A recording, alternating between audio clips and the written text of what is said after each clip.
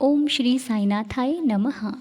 अनंत कोटि ब्रह्मांड नायक राजाधिराज योगिराज परब्रह्म श्री सच्चिदानंद सद्गुरु साईनाथ महाराज की जय।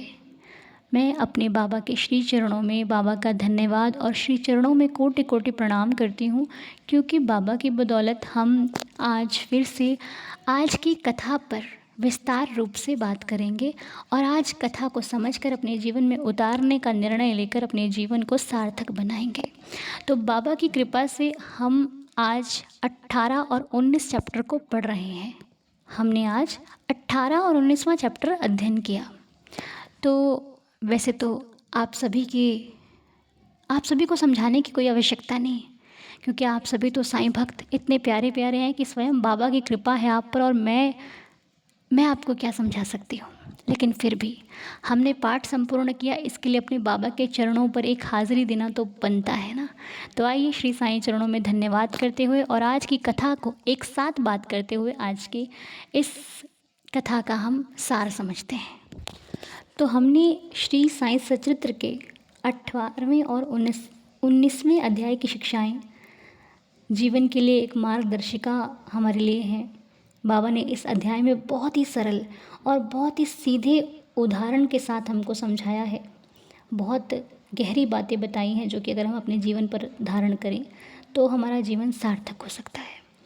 पहली शिक्षा जो कि मुझे इस अध्याय से प्राप्त होती है वो ये है कि बाबा से जिस प्रकार श्रीमती देशमुख गुरु मंत्र लेने के लिए ज़िद पर अड़ी थी, उपवास शुरू कर दिया था, तो बाबा ने उन्हें समझाया कि आध्यात्मिक मार्ग पर ज़बरदस्ती का या हठ का काम नहीं आता।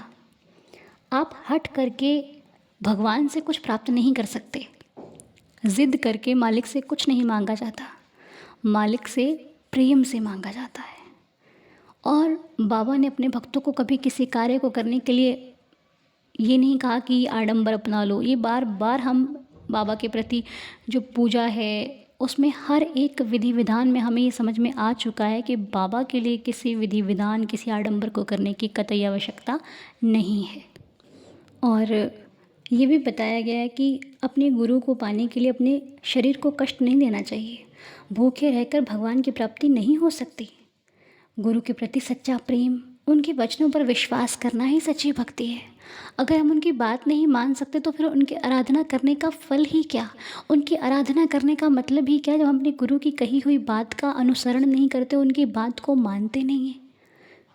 और गुरु की बातों को मानना इतना सरल नहीं होता, अत्यंत कठिन है, क्योंकि वो ईश्वर है, वो गुरु हैं, वो परमेश्वर हैं।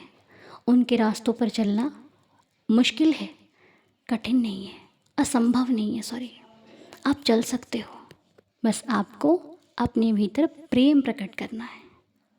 इसीलिए बाबा ने समझाया है कि जो आप व्रत करते हो, बहुत ज़्यादा आप एक अनुष्ठान रख लेते हो कि मुझे भूखे रहकर बाबा से कुछ प्राप्त करना है, या फिर मैं ऐसे रहूँगी तो बाबा मुझे जल्दी दे देंगे, इस वहम को बाहर निकाल दीजिए। आप सच्चे भाव से व्रत नहीं भी रखोगे ना, बाबा आपको तब भी बहुत कुछ देंगे।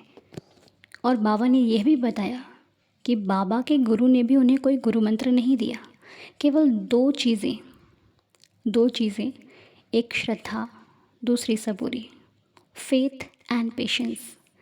अपने गुरु या ईश्वर पर अटूट विश्वास रखना, जो भी वो कर रहे हैं वो मेरे भले के लिए कर रहे हैं, ऐसी श्रद्धा जागृत रखना। धीरज और साहस रखना, मुश्किल समय में विचलित ना होकर के सही समय का इंतज़ार करना सबूरी कहते हैं। आज मिलेगा कल मिलेगा, इससे व्याकुल नहीं होना। ये रखना मन में कि जब भी मिलेगा मुझे मेरे अनुसार अच्छा मिलेगा। क्यों? क्योंकि मेरे बाबा ने मुझे अगर सबूरी सिखाई है तो यूं ही नहीं सिखाई, वो मुझे इसकी जगह बहुत कुछ अच्छा देंगे। और एक जो बहुत महत्वपूर्ण बात है इस अध्याय की, वो निंदा के प्रति है कि निंदा करना बहुत गलत कार्य है। बाबा कहते हैं किसी की निंदा में मत पड़ो, ये बहुत अधिक गलत है। और दूसरों के अवगुणों को देखकर उनके प्रति गलत बोलना, ये भक्तों को शोभा नहीं देता। अगर हम भक्त हैं तो हम किसी की निंदा करके अपने आप को मैला ना करें। निंदा देखकर उसे हटा दीजिए। एक बार जब आपके सामने कोई गलत करे, आप समझाने की कोशिश कीजिए। यदि वो व्यक्ति समझ जाता है तो ठीक है, यदि आपकी बार बार समझाने पर नहीं समझता, उसे उसके हाल पर छोड़ दीजिए। फिर उसका निर्णय स्वयं ईश्वर ही करेंगे। बाबा कहते हैं, दूसरों की कमियां ढूंढकर अपने समय को व्यर्थ ना गवाओ। जब हम किसी की बुराई करते हैं ना, तो हम सामने वाले के बुरे कर्मों और उसकी ऊर्जा को अपने सिर पर ले लेते हैं। वो जितना जैसा होता है ना, हमारे ऊपर प्रभाव आता है। आप कभी गौर करना, मैंने ये चीज़ गौर की है। जब आप किसी की निंदा करते हो ना, तो ऑटोमेटिकली आपके सर में दर्द होना शुरू हो जाता है। मेरे तो होता है ऐसा, सच बता रही हूँ। जब कई बार परिवार में कोई बातें छिड़ जाती हैं, तो किसी ऐसे व्यक्ति की बात होती है जो हमसे मिला नहीं हुआ, लेकिन कई बार घर परिवार में हम बातों में पड़ जाते हैं, तो वो हेडेक हो जाता है। और तुरंत ही मैं जो करती हूँ आज आपके साथ शेयर करती हूँ। चलो, इसी बहाने आपको एक मैसेज मिल जाएगा। जब भी आप किसी बातों में पड़ जाओ, जाने में अनजाने में हो जाता है, हम गृहस्थ जीवन में रह रहे हैं, ऐसा हो जाता है। जब आप किसी की निंदा में पड़ जाओ ना, और आपको बेचैनी से होने लग जाए, आप तुरंत आप साईं साईं पुकारना शुरू कर दो। बाबा से उसी वक्त माफ़ी मांग लो कि बाबा मैंने बहुत गलत कर दिया, मैंने किसी की निंदा में पड़ गई, मैं इस चीज़ में पड़ गई, मुझे बचा लो, मुझे क्षमा करो। आपके मन से वो ख्याल निकल जाए और आप वहाँ से उठ जाओगे।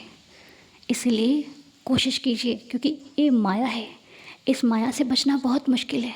ये कहीं ना कहीं से हमको फंसा लेती है, लेकिन हमको इससे बचना है। तो माया से बचने के लिए बाबा का नाम उच्चारण कीजिए, बाबा का नाम स्मरण कीजिए।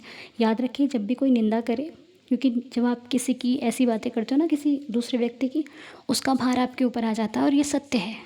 इसलिए आगे से ध्यान रखिएगा। और अगर आपको भी ऐसा कुछ होता है, मुझे कमेंट्स में ज़रूर बताना। और अच्छे कार्य जब माइंड में आते हैं, तो उसके साथ आलस्य भी प्रवेश करता है।